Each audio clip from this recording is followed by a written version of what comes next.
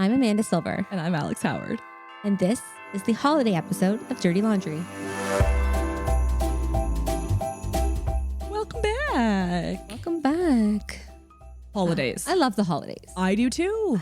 I'm Jewish. I love Hanukkah, but I also love Christmas. Yeah, me too. I love the music. I just love the merriment. I love the movies. I love the cheer. I love the smells. I love everything. Yeah. Everything about it. But it's a difficult time. It's a difficult time for people. And that's something we see. We see in our practices. We spend a lot of time in mediation talking to clients about how the holidays are going to go. Yeah. Because the last thing you want to do or encounter is like it's Christmas time and you haven't figured out where everyone is and what everyone's doing, and then it becomes like a crisis mode.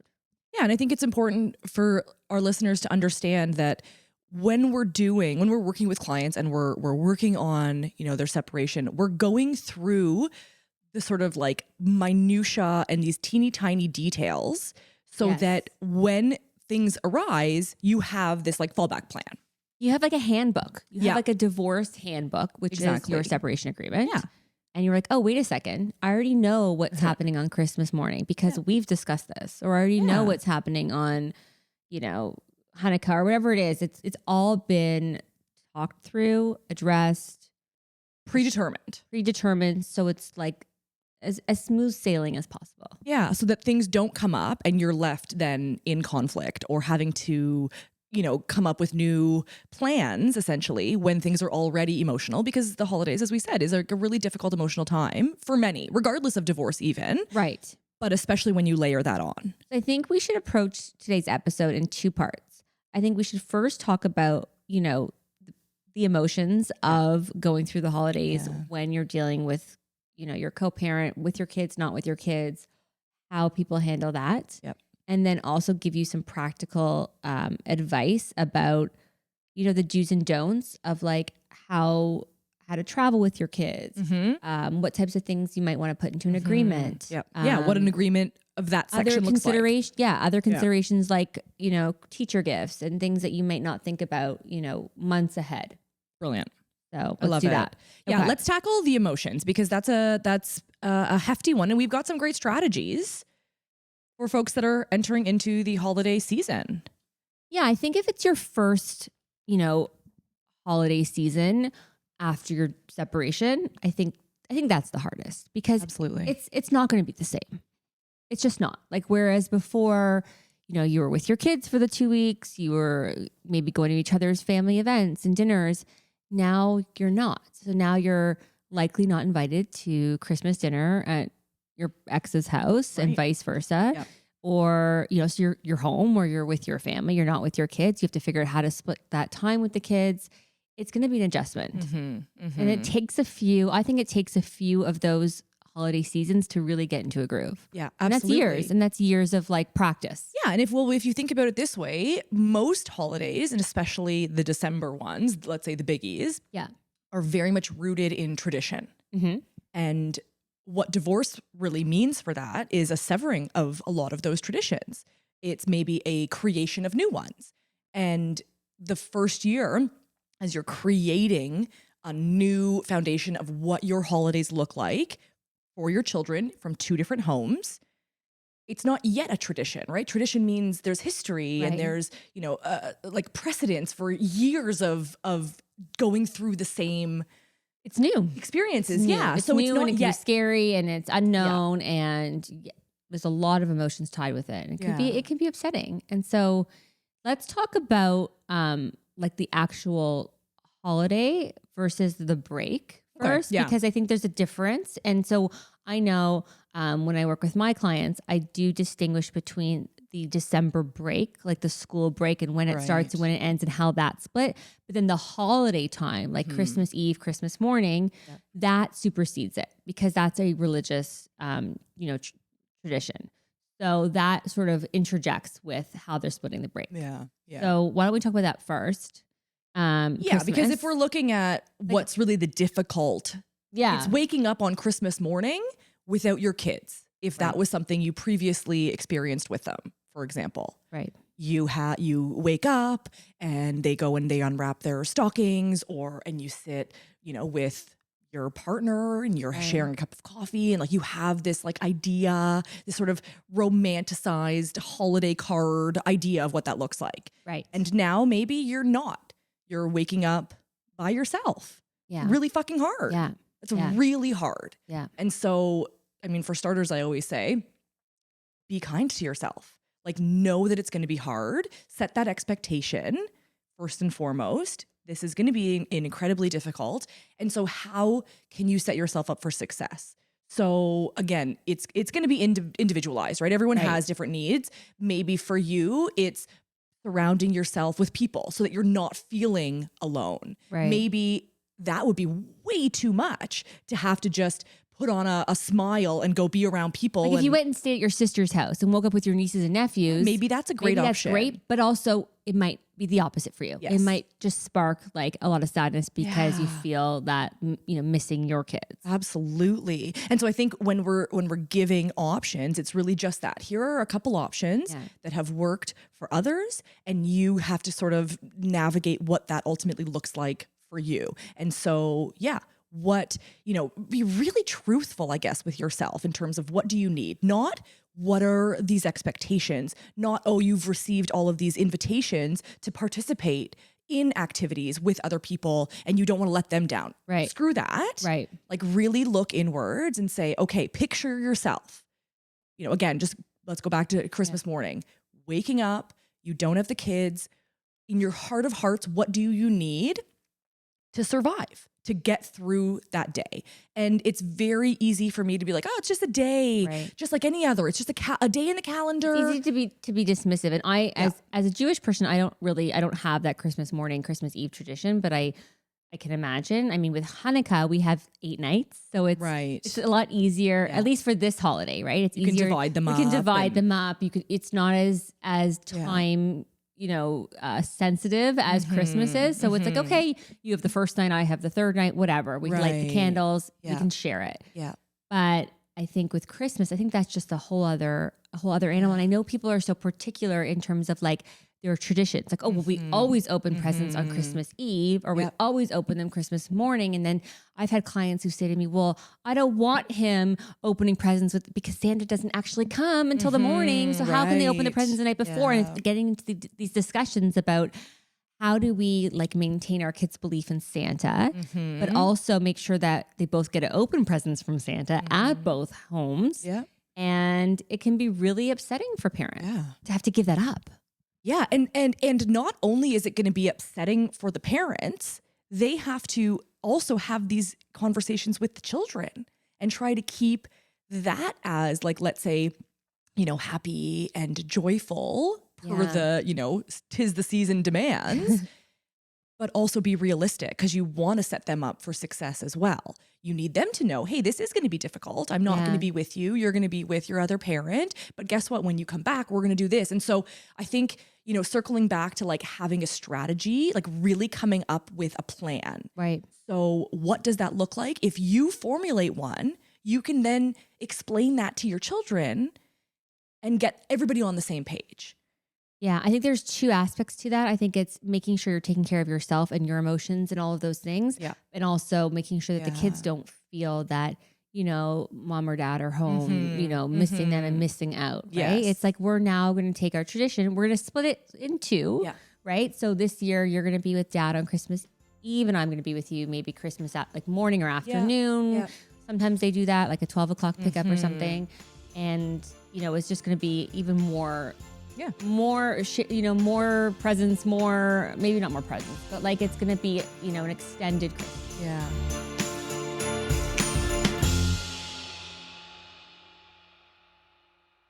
But I love that you said more presents because I think this is where people tend to go. Yeah. Which is doubling down on the gift giving, the sort of like, not bribing per se, but overabundance of gifts as a distraction from the difficulty or the hurt. And that's totally normal. So if that's your, default, I get it. You're one of, billions, I'm sure, who are going to be trying to soften the blow or lessen the pain. Like, here's a puppy. Yeah.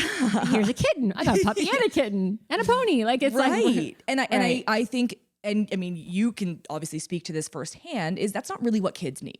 No. What they need is strong leadership. Yeah. And as much as we do want to have conversations with our kids that are open and honest, and I think it's totally fair to say, hey, this year is going to be different and it's likely going to be a bit hard and I'm going to be sad and I'm going to miss you, but don't worry about me. Go to your other parent's house, have so much fun, because when you're with me, we get to do X, Y, and Z. And so again, it's this sort of like formulating a plan, communicating that plan, and not going overboard with the gift giving. Because really, that's setting a precedent that you don't want to have to maintain year after year for starters. It's right. You know what it is? It's that you don't want to feel like you're giving your child less that year because they're getting double, right? Like you're getting, the other parent is also giving them presents. So you want it to be as fulsome and like, let's say you have a tree or you have, presents every day for Hanukkah. You still want to continue that tradition. So, I mean, if you can discuss it with your co-parent about like, that'd be amazing. Somehow going in on gifts together. This is from mom and dad. I mean, but that doesn't always happen. It doesn't, and that you have to again know that. Are you having good communication with your ex? If not, don't even go down that road. If it's your first like Christmas as a sort of single parent, it's going to be hard, and it's going to be a learning curve for you and for your kids, and it's okay that it's not perfect. Yeah. Yeah. Right? It's okay. It's not going to be perfect. Yeah. So don't make yourself, sick trying to make it what it was. Instead, try to make new traditions. New traditions. Yeah. So that's step one. New traditions, come up with a plan, communicate that plan to those involved. And also, I say like, especially with like young kids, even though you probably are going through a hard time, try and put on a smile.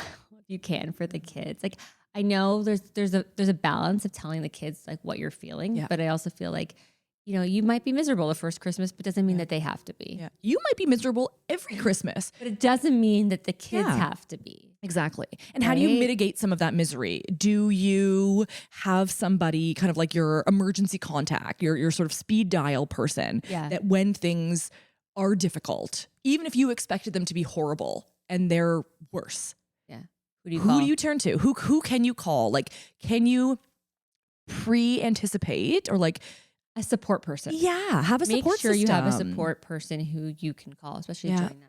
Yeah. And, if you're close with your family of origin, if that means, being over there, maybe sleeping in your childhood bedroom so you can wake up with your parents on Christmas morning to kind of, ease a little the hurt a bit. Yeah. And maybe that's the absolute worst idea. Okay, well then don't do that, but have a friend, like you said, have, a sibling maybe that you can hang out with them. Whatever that looks like, have somebody ready to go. So if you decide, I'd rather just wake up on my own or, spend this time alone, because I think that'll be easier than having to fake happiness. Faking happy with all your like, or have every single person be like, how are you? Oh, this must be so hard for you. Nobody wants to have that conversation. No. So maybe avoiding is a better tactic. Yeah. But then you're in that position and here you are in your bed watching, Love Actually for the fourth time and sobbing. Maybe it's time to phone a friend. Yeah. If that's what you have need. to figure it out for yourself. Yeah. Yeah. I've definitely been at like family functions where I don't have my kids. And then it's been bittersweet because it's like I'm here with my nephews and my nieces and like I wish my kids were there and it's hard, but you can't not go either. Right. So you have to go, and then the best is people come up to me and they'll be like, "Where are your kids?" I'm like, what do you mean where are they? Where do you think they are? Oh no. Like obviously they're not with me. They're with their dad, obviously. Yeah. Like, where are your kids? Oh, I left them at home. I forgot about sometimes them. I do that. Sometimes I'm like, I don't know. Do you know? But also like people don't know what to say. Right. Family members don't always know what to say because they know it's like you're obviously like you're without your kids, you're at this dinner, you're at this event. They're obviously with their other parent and they don't know if they should acknowledge it or not. Yeah. So I think that's something you have to, if you're a family member of a person going through it, consider the person before you go up to them, like, are you okay? But like, oh, I know this must be so hard. Like, I don't think that's helpful. Yeah. I mean, and I don't think it's helpful. You know firsthand that it's not. Like, oh, you poor thing. Like, you're not with your kids like today. Like, no, that doesn't help. No, but you're with their kids and it can still be fun and joyful. Yeah, exactly. You can make the best of it. Yeah. Okay. Any other tidbits that you want to share? Things that worked for you in your early years? Well, I think that, and this is, everyone does shares the holidays differently. Yes. But I do find that a lot of my clients, in terms of Christmas, and you can let me know what yours do, they alternate years. So it's like this year I have Christmas Eve, and next year I'll have Christmas morning. Okay. So they alternate it. Right. Some people do it that way. Yeah. So that way they each get the opportunity to have the wake up and Christmas morning, the cookies, all the things. But they each have that tradition. Yeah. Or some people just say, you know what, I'm always going to have Christmas Eve and he's always going to have Christmas morning. Yeah, like I know from my side, personally speaking, Eastern Europeans, Christmas Eve is the bigger day. Okay. It's like, that's when you would do midnight mass. That's when we opened all of our presents as children. Come? So Santa comes overnight and then you have a Christmas morning Santa gift. That's the only gift you have left. You open your gifts from everybody everything. Else. Oh, and then you get one more gift. Exactly. Christmas morning. Okay. I'm taking notes. Okay. Yeah. So if I were to be, one day divorced, I would pick Christmas Eve because to me, historically, again, for my own traditions of growing up and then what I love to do now with my children, it's Christmas Eve. Okay. For many, it's Christmas Day and that's cool. So if you're in that kind of lucky position, you can actually just completely split the holiday. Right. And everything is tickety-boo. If it's not, alternating is a great option. Yeah. And what that means is leaning into those traditions of those days. So if you've got Christmas Eve, maybe you're like, oh man, I want to wake up with my kids or I want to see them, see their faces opening presents. Okay, well, what's Christmas Eve about? Let's bake cookies and put them out for Santa. Stay up late and watch Elf. That's always our favorite, right? Oh, Elf is my favorite. So maybe you go to the church at night. Like exactly. Whatever that is, lean into that and focus on that and make that the special, really beautiful moment for your family post-divorce. Yeah. And if you are alternating, great. Next year you get to see them, Christmas morning and sharing the joys there. So I don't know. I mean, for some people, maybe it's easier actually to just plan and say, yeah, I would love to wake up with them. I'd love to have both days, of course. Right. However, it's, not working out that way. Or some people want it, some people say this year, Christmas, I do evening and morning, and next year you do evening and morning. Like you can do that too, and then have neither. And 1 year you can do that too. Yeah. Yep. But then also when you're switching it, when you're alternating evening and morning, you have to do like a transition time. Mm-hmm. So that can be challenging. Yeah. What time is the pickup? Right. So that you get your evening and he gets the morning. Like, how does that work? Well, and if you don't have either days, let's say this year, what are you doing instead? Maybe plan a trip or like a weekend getaway or, whatever that, again, like set yourself up for success so that you're not sitting around maybe your empty home feeling really blue. That's a really good point. I find that so for me, for the holidays, I do half and half, right? So I get my kids, we alternate either I'll get them for the first half of the winter break or the second half of the winter break. Obviously, we don't celebrate Christmas, so that's not an issue. And Hanukkah falls in different times, so we also don't need to split that in any specific way. But in terms of the winter break, I find, I've tried in the past years that when I'm not with my kids, I try and do something else. Like I'll, go to Florida with my sister or family or be away because I find that if you're home, but you're not with your kids for an extended period of time, that's hard. And I've done that. Scenery is good. I've done that too. Like if I'm on a trip and I'm not with my kids, it's a lot easier. Yes. And they're on another trip and everyone's happy and everyone's doing their thing great. Yeah. If I'm sitting at home and they're away, it's harder. Yeah. It's definitely harder because you start to think about them, you look at their rooms and you start to it's hard. So if you can, if it's available to you, do something, go away somewhere just to get, a change of scenery. Yeah. I think that helps. Yeah. A distraction.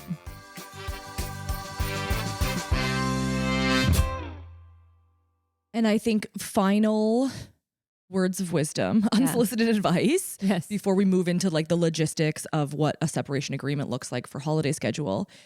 Don't compete with your ex. Like we talked about gift giving and overindulging, but I think even like the one-upmanship of like over the top decorations or a trip. Maybe you're like, okay, well I'm going to take you on this next trip or like, and just this week you're going to like St. Bart's and next week you're going to Turks and Caicos. Like, it doesn't have to be so elaborate either. It can just be a competition, time with family. And that's really what the kids need. And I think they also need to hear your support for your ex's plans. Yes, that's a really good one. Be supportive. I'm it's going to be hard. Excited. I think this is a really good one that you said that because, you know, if let's say your ex is taking the kids to Mexico for a week, right? And the kids are excited about it. Get excited with them. Yes. Even though you're not going, show them like, you know, it's 10 more days till your trip. Like, what are you going to bring? And like, oh, I'm so excited to talk to you every day and hear about your trip or see pictures of the beach. Like, it's okay for them to be excited for a trip that you're not going on. Yes. It's okay. Yeah. Yeah. And as parents, that's an adult thing to do. Yeah. That's kind of what. Like, suck it up a bit. Well, that's literally parenting is setting our children up for a life without us. Yeah. Like that's when you know you've done your job right as a parent is they are functional, independent, you know, human beings that don't need you. Is that difficult? Of course, regardless. Especially when they're young. I mean, if you have a 5-year-old, like as you're talking a 15-year-old, yes. Yeah. I think with, you know, when you have little kids and they're like, but I'm going with mom for a week and I'm going to miss you, daddy. Just because you're not a part of it and maybe that you feel a little left out, you know, especially in the early days. Yeah. And it's going to be hard for sure, without a doubt. But again, to your point, this is where adulting comes in. You know, put on your big girl shorts and suck it up and be excited because ultimately your children are getting new experiences. They're building new traditions. They are building resilience. And those are positive things in their lives. Yeah. So better to be a part of them. Exactly. Because you don't want your kids gone and worrying about you. Oh, that's, and ruining their time. That's the last thing. Like when my kids are away, they know it. I'm like, wow, what'd you do today? And you went horseback riding, you did this. Wow, that's like so much fun. And I also find that something that some parents struggle with is how much to share about what you're doing when your kids are away. Okay, say more about that. So I find that when my kids if I'm away, if I'm on a vacation and my kids are on a vacation, we're not together, we're talking, I try, and this is maybe just what works for me, but I try not to share too much about what I'm doing because I don't want them to feel left out. Oh, interesting. So I'm more focused on their trip. Even like, so I've had situations where I've been on a trip and they're home in Toronto. And I know other parents who would call and say, well, look what I did today. I went mountain climbing and I went to the beach and I went scuba diving. Then they feel left out. And what is that accomplishing? Maybe you're showing the other parent who's in the other room how great your trip was, but like, what is it accomplishing for your kids? Yeah. So instead, yes, I might be away, I might be on a trip, but I'm not really going to be rubbing it in their faces. Right. It's more, what did you do today? And did you go to school or did you see your friend? Or I don't feel like if they ask questions, yes, but I think I keep it limited because I don't want them to feel like they're missing out. Well, why aren't I there? Yeah, no, that's totally fair. I like that. That's a good point. You want to be, again, it's always age appropriate honesty, and it's putting their interests at the heart of everything you do. Yeah. What is in the best interest of the child? I think as long as you keep that, you know, front and center, you can do no wrong. So that brings us to like communicating and how that works when you're away. Okay, great. During the holidays. Okay, so let's get into what an actual separation agreement looks like. Yes. And let's start there. Perfect. Let's start with that. Okay, let's great. Start with how you're going to communicate when you're away with the kids, when you're traveling with the kids. Perfect. So everyone's different. Like you said, like all the kids have different needs. But I mean, I personally think that it's too long for kids to go, if they're going away with mom for a week, to not speak to dad the entire time. Like, I don't think that's fair to either kid or parent. So what I usually suggest for my clients is they do like a daily call. Okay. A daily call, and you know, mom and dad can chat about what time that is. And it could be FaceTime or not FaceTime, depending on what they prefer. But just a check in, just so they can hear their other parent's voice. Yeah. Sometimes it works and sometimes it doesn't, but that's something that we do put into the agreement so that you don't have one parent saying, well, I'm taking the kids and you won't speak to them for a week. Like, that's just not. Yeah. And I think just written into every agreement, there's always daily communication the option for communication. And if the kids are busy, like, be flexible too. Like, if the kids are busy, they're running on the beach right now, it's not going to work. Like, just be flexible. But also, and use that time when you are talking to your kids when they're away with their ex, with your ex, use that time to like check in with the kids, not question them. Like don't interrogate them. And what'd you do? And who'd you go with? And who'd you see? And just be like, just check in with them, their emotions, how they're doing. They want to share with you what they're up to, great, but just don't interrogate them. Yeah, that's a really good piece. Yeah.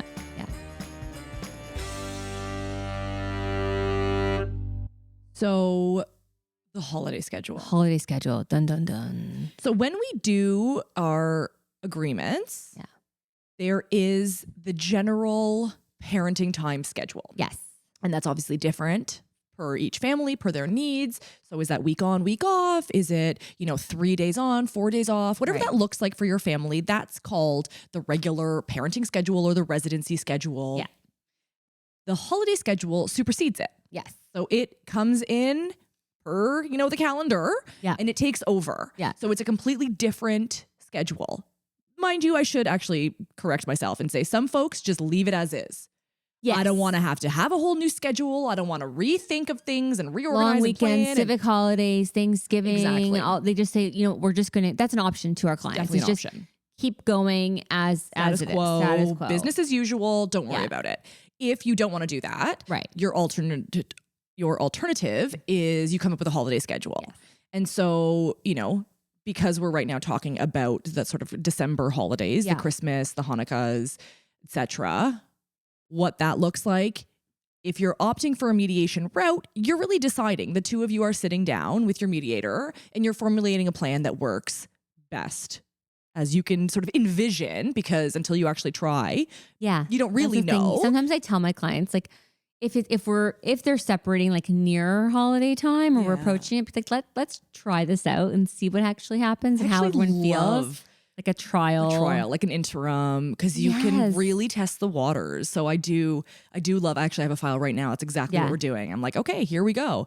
Christmas is coming. This is a perfect opportunity to test out what works before we lock it in. Right. Before you sign on that dotted line and, this is. And you have it, right. Yeah. More of a permanent agreement. Yeah. And so, as we've alluded to earlier in the conversation, there's typically like either your alternating years, maybe one's getting, again, I revert to Christmas because that's Christmas. 90% of what we're doing is the Christmas. It's the Christmas, right. Schedule. So there's a Christmas, like we said, there's the Christmas Day and Christmas Eve, which can be or Boxing Day even, or New Year's. Families, New Year's. Yeah. People say, you know what?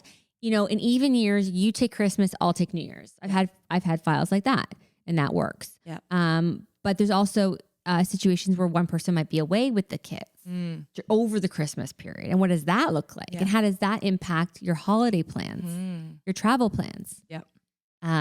Because if you have an agreement that states that you're splitting Christmas Eve and Christmas morning every year, you're not going anywhere for those days. Yeah.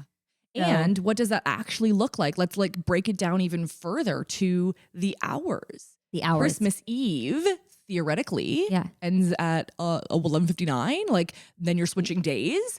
Now, what does that look like? You talked about travel. What if you're going up to the cottage with extended family? Yeah. Are you making a 3-hour drive back in this potential gross weather? Yeah. That's dangerous. Okay. So these are all of the questions that we get to the bottom of. Yes. So that you can make the most informed decision. And again, our constant reminder is what's best for the children. So is a midnight, shuttle the best? Unlikely. And just pick you up. It is. I mean, exactly. And just coming in a sleigh to bring you to Dad's. Yeah. You can spin anything. But what does it look like? What is in the best interest of your children? Yeah. What supports your ultimate goals? And what's of the feasible holiday? for you? Also, these are your holidays too. Sure. You want to enjoy yourself, right? Great point. There's also safety concerns. I mean, people are usually drinking on Christmas Eve, another good point. Christmas Day. We don't need people on the roads. Yeah. We really don't. Yeah. Especially with their kids. It's just not the best time to be on the roads. Inclement weather, all the things. Yeah. So take that into consideration too. You want to be able to have your glasses of wine or your eggnog or whatever it is you guys drink. We do love some eggnog. But and not feel now I have to go drive my kids somewhere. So there's all those considerations. You want to enjoy the time too. Yeah. And be flexible. If this year you have an opportunity to take the kids away on a vacation and they're going to be, away for Christmas, talk to your co-parent. Maybe you give them next year or you give them something else. So flexibility always So that's Christmas the actual, let's say 24, 25. Like the religious holiday part of it. But the kids are off for 2 weeks. They're off for 2 weeks. So what does that look like? Yes. Because if you're likely working, are you outsourcing that childcare? Is it better to give the other parent more time over the break because they have a more flexible schedule? Right. How do you then get, additional time in lieu of that time that you're missing? Make up time, yeah. Yeah. So again, lots to think about because when the kids are home, often we're still working. Yeah. And that can be tricky. And, obviously there's the old iPad babysitter, but if you don't want that, again, are there, whether it's grandparents or aunts and uncles or friends, like how do you navigate those 2 weeks? Do you keep it the same as your residency schedule? Right. And then just add in the Christmas holiday? That's sort of 24th, 25th day. Like I find that like the majority of my files, people like to have extended time during the holiday December break with their kids. So if there's 2 weeks, they like to split it usually down the middle. Yeah.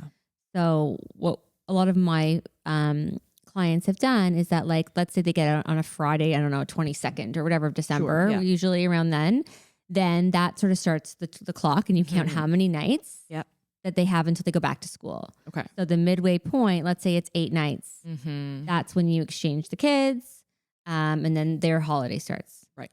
So usually that's how it's done. Like I would say most commonly. Yeah. But yeah, there are other things to consider too. Well, there are. If you can take time off during that holiday, spectacular. Right. That makes extended, kid time that much better. But if you can't and the other parent can, then like, you know what? Be generous. Exactly. Give the gift of time this holiday season. Gift of time. It has to work for your schedule. And I think that's, all of our goings on is just to say that every single family has differing needs. Yeah. And we work with you to hone in on exactly what those needs are and how we can make it work, again, for the kids in the best way possible. Also, just a quick note is that during the December break, your lawyer, your mediator, your parenting coordinator, your therapist, they're usually not available. Yeah, they're on holidays. They're on holidays. So like that, which can suck for someone who's maybe in a crisis, in a family like law crisis at that time. Everyone's on vacation. Everyone's getting their out of office alert. So really try and get ahead of it. Make sure that you don't put yourself in a position where you're having a dispute with your co-parent and you don't have some third party support. So get ahead of it, deal with it before. I really like that you brought that up because this is very timely, in fact, right? So maybe you are going through this right now and you've not gotten to that part of your agreement. Give us a call. Yeah. Like if you're listening just to focus this, on this. If we can just help you with the upcoming holiday schedule. Yeah. Prioritize that this is coming in hot and fast. Yeah. And if you need some help, there are resources available to you. And of course, I love to take your call. So please do that. But prioritize this because you don't want to be in conflict over the holidays when the world has essentially shut down and no one's picking up your call. Yeah. So outside of that, gifting. We kind of alluded to this already in terms of like, don't spoil your kids because you have divorce guilt. Yes. But there is actual logistics around this, right? You already mentioned teacher gifts, coaches. Yes. How do you split that?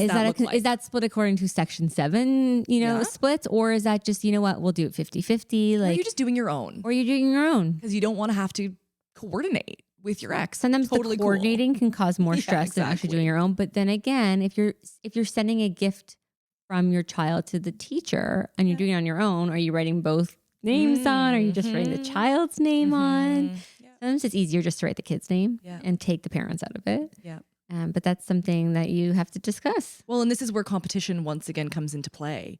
Are you needing to one up your ex by giving a better teacher gift? So that the teacher will like one parent more than the other? Well, but honestly, they do. I find even in mediation, you will have one party that's kind of trying to get you on their side. They're always trying to butter you up to yourself. They're always trying to butter us up. I'm like, this is not how this. It's not a game. It's not. We don't require gifts. Gifts are nice. But again, don't be in competition. Don't say no to a present. If you are doing individual gifts, which that's typically my advice. I'm not going to lie. If I'm being really candid, it's like, let's just not involve each other more than needed.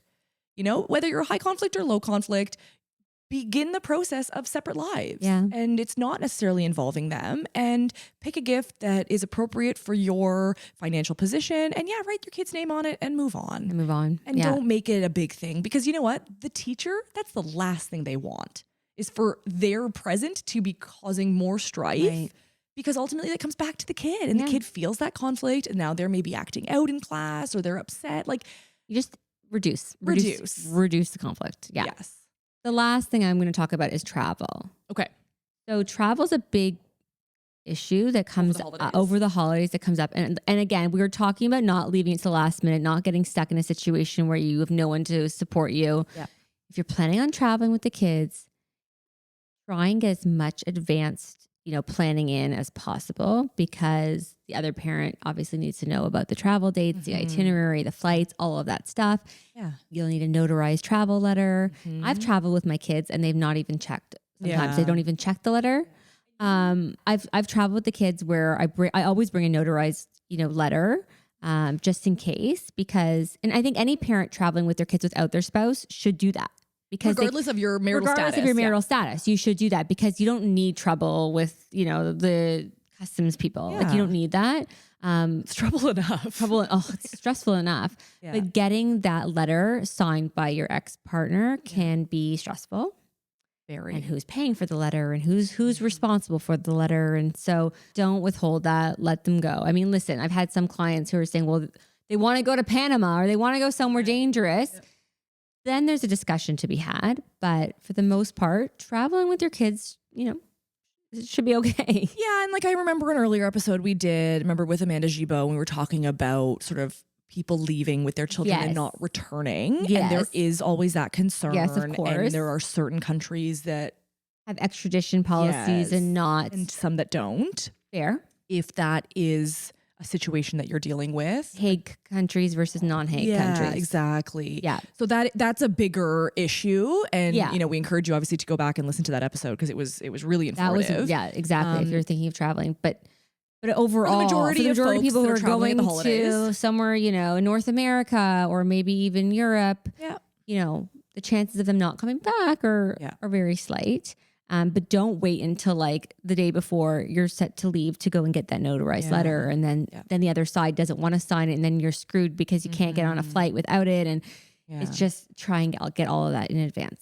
And normally written into your agreement, in addition to that notarized letter, is also, there's 7 days beforehand that you're going to hand over the passports to the traveling parent. If you're the one holding them, you're going to give them over, again, without unreasonable withholding of any sort. Don't be a jerk over the passports. Don't be a douche. Just let your kids go on vacation and enjoy. Yeah, exactly. Yeah. Let them experience the fun of vacation, even if you're not there. So I think in terms of your agreement, we've kind of hit on all the major holiday pertinent topics. Yeah. But again, consider an interim one if you're just at the beginning phase of this, because holidays are going to be tough. And so if you can get a lot of the logistics out of the way, that gives you the opportunity to then focus on your emotions and supporting yourself as need be, so that you can show up for your kids and, most importantly, take care of yourself. Yeah. Holidays are tough. There's a reason why there's Blue Monday in January when all this is said and done, is because it's a lot. And it's a lot of indulgence. It's a lot of socializing. Yeah. It's a lot, full stop. And you don't have to do it alone. There are support groups out there for you. We're launching one in January where we can talk about all these things in like a safe space, in a small space, online, obviously. But there are other people going through it too, and you don't have to do it alone. Yeah, phone a friend. Yeah, you're not the only one who is spending Christmas morning by yourself or not with your kids. Yeah. There's a lot of other parents who are as well. Yeah. Happy holidays. This episode was written and created by Alex Howard and Amanda Silver, produced, edited, and engineered by RTF Productions. Make sure to rate and review our show if you loved it, and give us a follow on Apple Podcasts, Spotify, or wherever you stream your podcast to stay up to date on all upcoming episodes. Thanks for listening, and go easy on us. We're not your ex.